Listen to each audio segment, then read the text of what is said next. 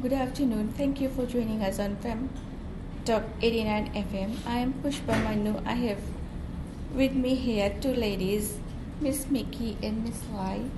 I think Miki is from Suva and Lai from Nassori.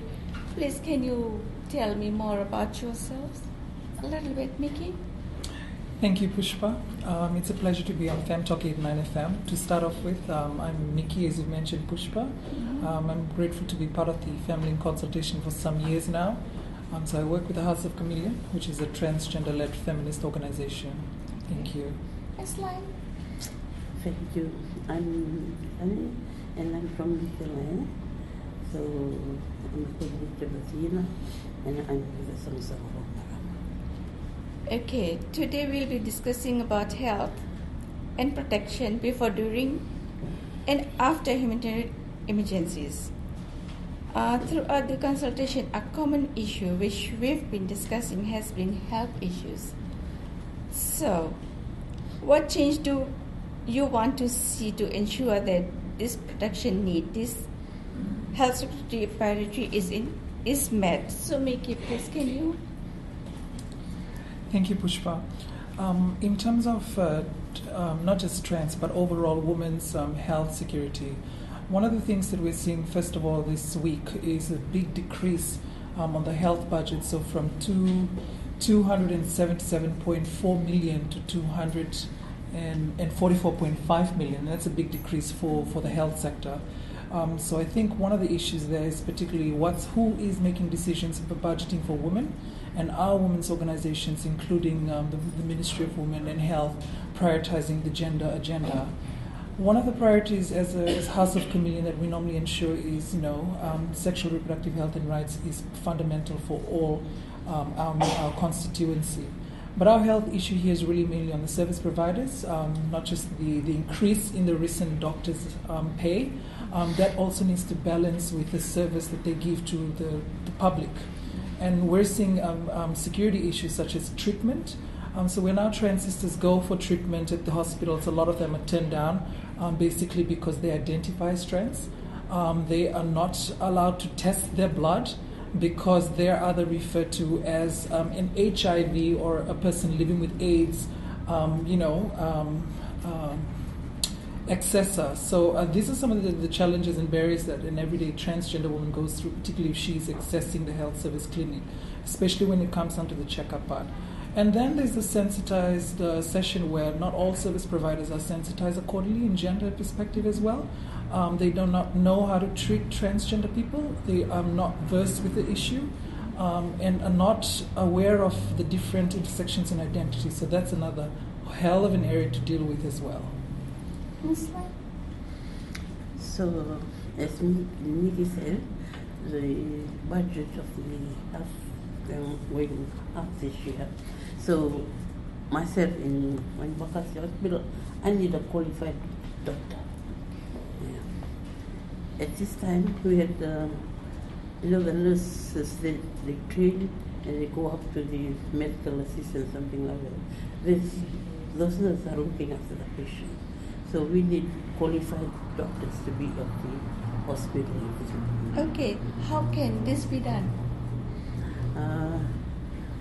As for me, I'm saying in the community, I have to raise this to the community meeting, then to the Tikina meeting. That's where the government officials attend. From that time, we can raise that issue up there. So, Pushpa, I believe it's already happening. I mean, work has already been done in terms of ensuring recommendations from the bottom. So from the bottom to the top approach is going well. Mm-hmm. And I know for a fact that through FemLINKPACIFIC's Divisional and National Consultation, we're able to gauge our concerns across to the duty bearers, the state and other sectors.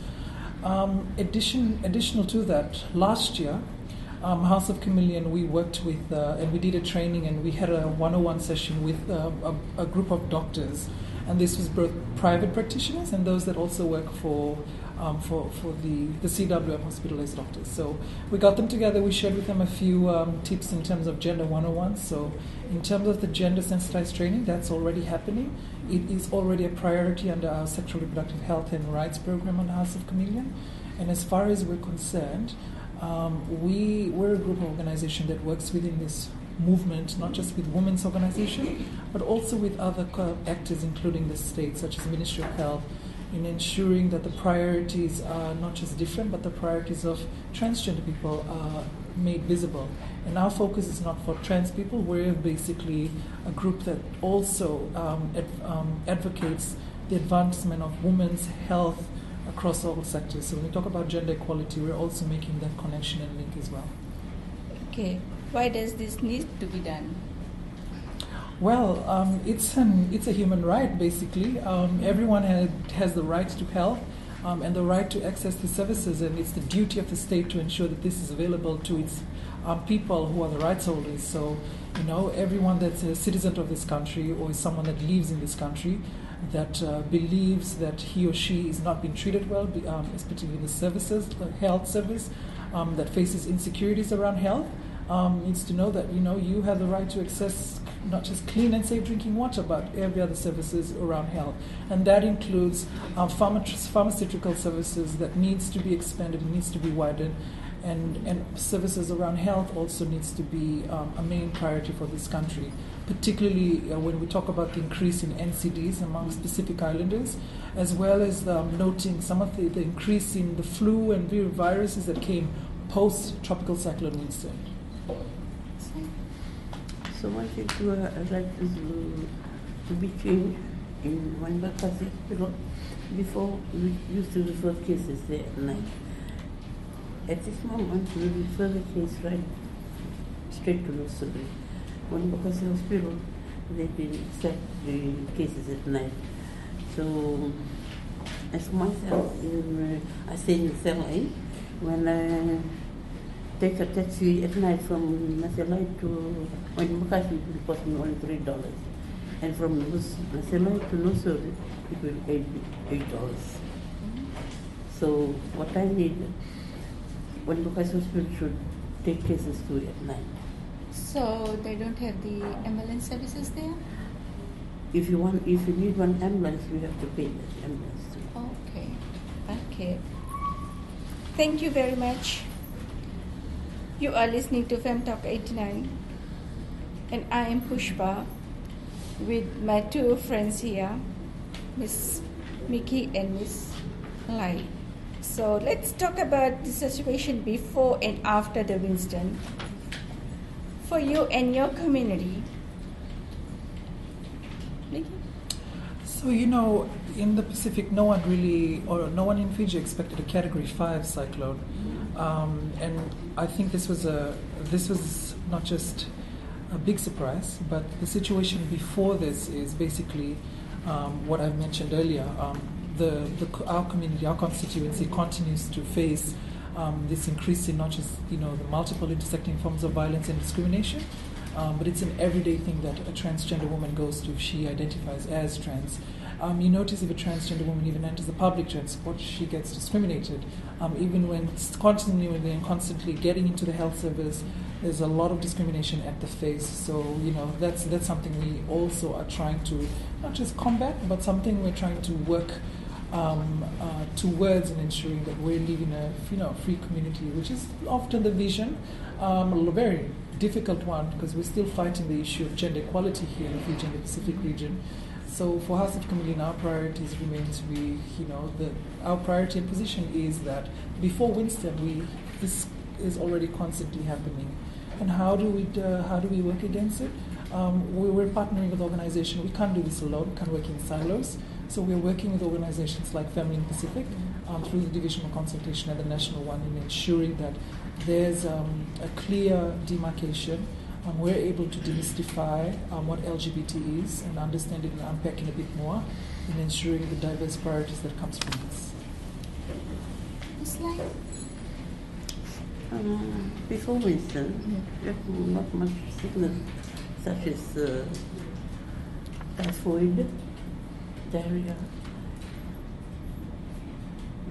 That's why we need to refer the case to one because it's nighttime.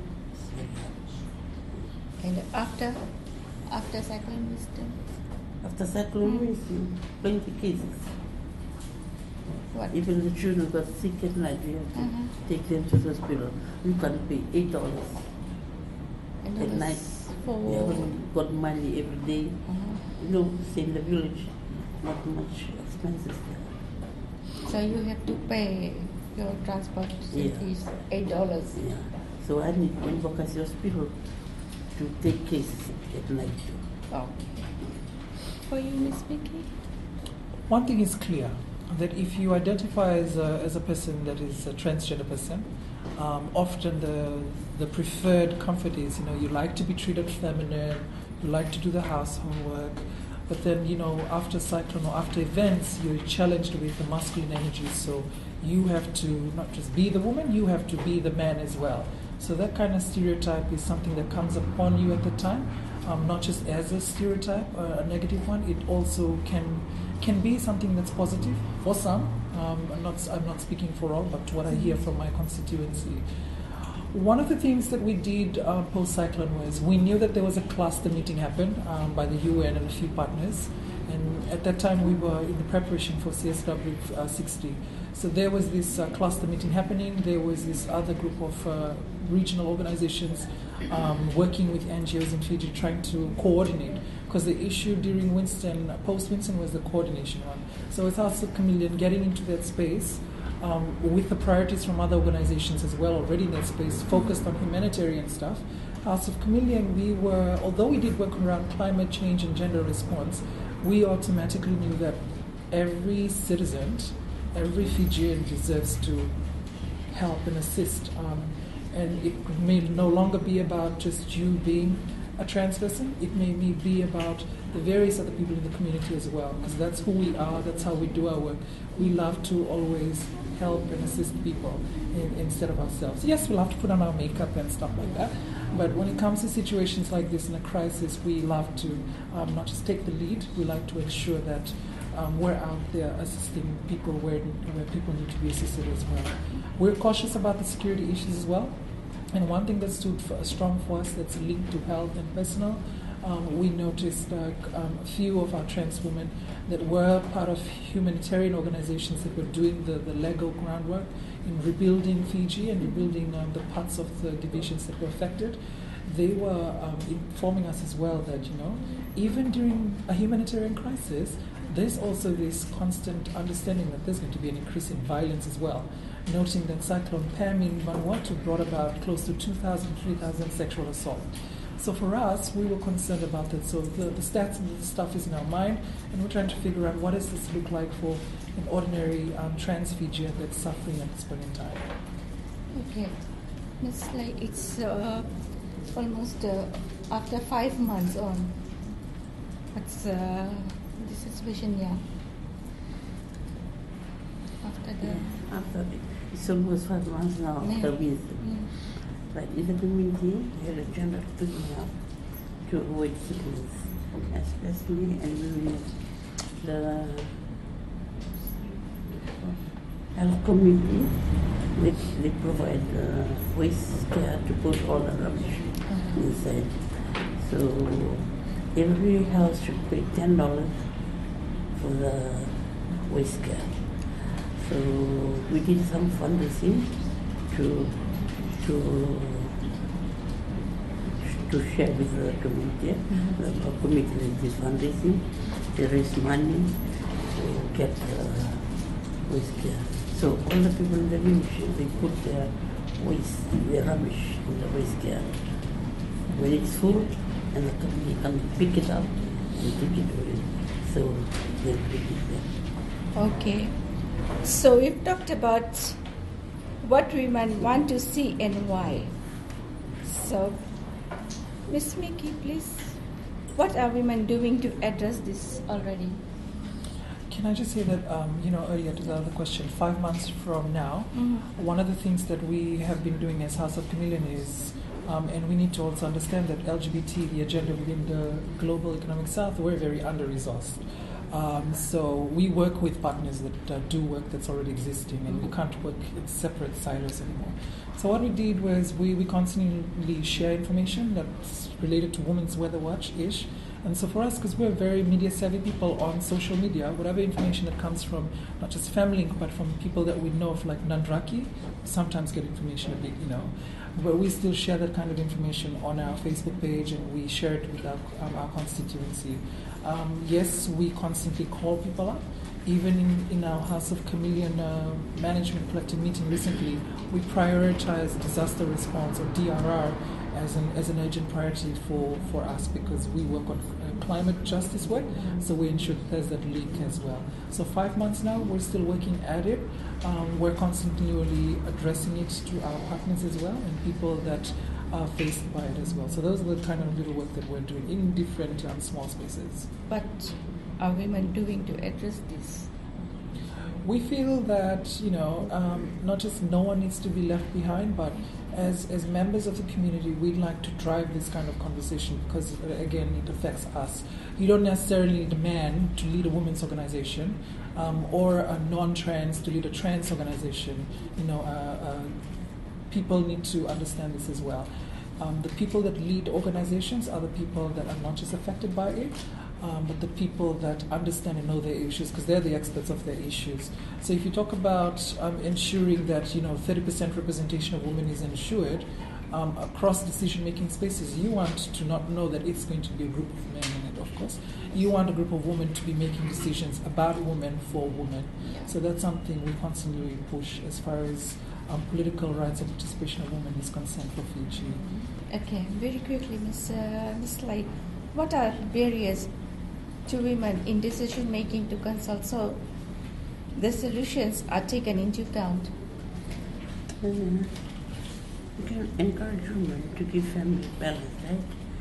And to less value so that they will be sick. Okay. Lastly, how can we support women? Women seems to make the change we want to. There's this quote that when women support women, women win.